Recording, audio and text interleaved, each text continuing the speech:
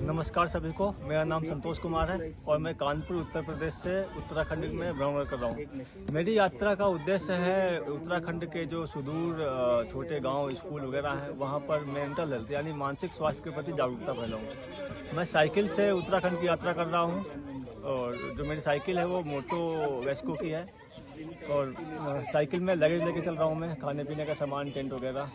और मैं अलग अलग शहरों में जाता हूँ, कस्बों में जाता हूँ, छोटे छोटे स्कूल वगैरह हैं और गांव वगैरह हैं, वहाँ जाता हूँ। वहाँ जाने के बाद वहाँ टीचर से बात करता हूँ, बच्चों से बात करता हूँ और उनको बताता हूँ कि अपने आप को मेंटली फिट कैसे रखें। अच्छा, मैं बता दूँ आपको कि मेंटल हेल्थ ज़रूरी क्यों है। देखिए, हम सोचते कैसे हैं, बात कैसे करते हैं, जीवन में तरक्की करेंगे या नहीं करेंगे, हमारे रिश्ते कैसे होंगे, वो सब डिपेंड करता है हमारे मेंटल हेल्थ के ऊपर। अगर मेंटल हेल्थ हमारा ठीक है तो हम जीवन में निर्णय अच्छे कर पाते हैं, कार्य अच्छे कर पाते हैं, सारी चीज़ें अच्छी हो पाती हैं। तो इसलिए मेंटल हेल्थ बहुत ज़रूरी है।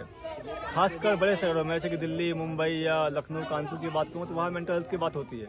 लेकिन ये एरिया रिमोट एरिया है, विलेज एरिया है, रूरल एरिया है, तो यहाँ पर ना मेंटल हेल्थ पे बात नहीं होती। तो मैं इस मिशन में निकला हूँ कि हिंदुस्तान के जितने भी रूरल विलेज हैं वहाँ पर मेंटल हेल्थ की बात की जाए, इस बारे में जागरूकता की जाए। तो लोगों का क्या रिएक्शन होता है, आप क्या बताते हैं और रिएक्शन क्या होता है?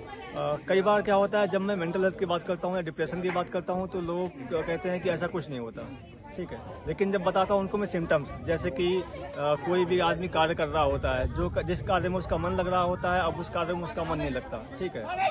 नींद नहीं आती है, नींद नहीं पूरी होती है, तो ये सारे सिम्टम्स जब उनको बताता हूँ तो वो कहते हैं कि हाँ, मेरे साथ भी ऐसा हुआ है। खासकर अगर ओसीडी की बात की जाए, मान लीजिए कोई है वो चीज़ें भूल जाता है। भूलने का मतलब है लाइट बंद कर दी कि नहीं की, बार बार उसको डाउट होता रहता है कि हाँ, लाइट बंद हुई कि नहीं हुई। इसी तरह से अगर क्या बोलते हैं कि डोर लॉक किया है, चाबी से लॉक कर दिया, थोड़ा दूर गया, याद आया कि यार लॉक किया कि नहीं लिया, तो ये जो इम्पल्स है ना, उसको बार बार फोर्स करते हैं चीज़ों को चेक करने के लिए, तो ओसीडी के लक्षण होते हैं। तो जैसे ये मैं चीज़ें बताता हूँ तो उनको रियलाइज होता है कि हाँ, ये एक मेंटल हेल्थ इशू है और पहले तो वो थोड़ा सा अनकम्फर्ट होते हैं, बाद में खुल के बात करने लगते हैं। और अभी तक मुझे उत्तराखंड से बहुत सपोर्ट मिला है, लोग भी इस चीज़ को आप लोगों से मिलते कैसे हैं, सूचना कैसे देते हैं अपने पहुंचने की?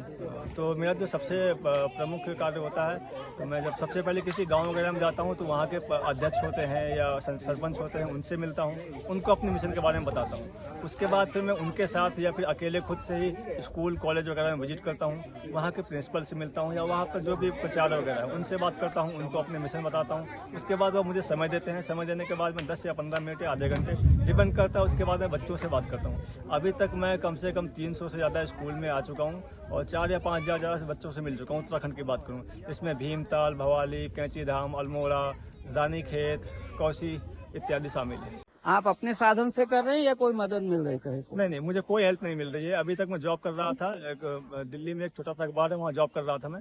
2019 में मैंने वेबसाइट स्टार्ट की थी हेल्दी नोट्स नाम से। उसके बाद मेरा टारगेट था कि सिर्फ वेबसाइट से तो नेटिजन्स यानी कि मेट्रो सिटीज के लोगों को पता चलता है, ये जानकारी गांव तक कैसे पहुंचे। तो एक ही जरिया था कि खुद गांव में पहुंचे, वहां पे जानकारी दें। तो इसके लिए जो मेरे पास सेविंग है, अपनी सेविंग ही मैं लगा रहा हूँ। बाकी स्पॉन्सर मेरे पास कोई नहीं है, ना गवर्नमेंट का, नॉन गवर्नमेंट। बाकी हाँ, कुछ लोग मुझे हेल्प कर देते हैं, जैसे रास्ते में चलते हुए कुछ लोग मिल गए, कुछ आर्थिक रूप से सहायता कर देते हैं या कभी होटल्स वगैरह में रुकने की सहायता हो जाती है। इसके अलावा I don't have any backup.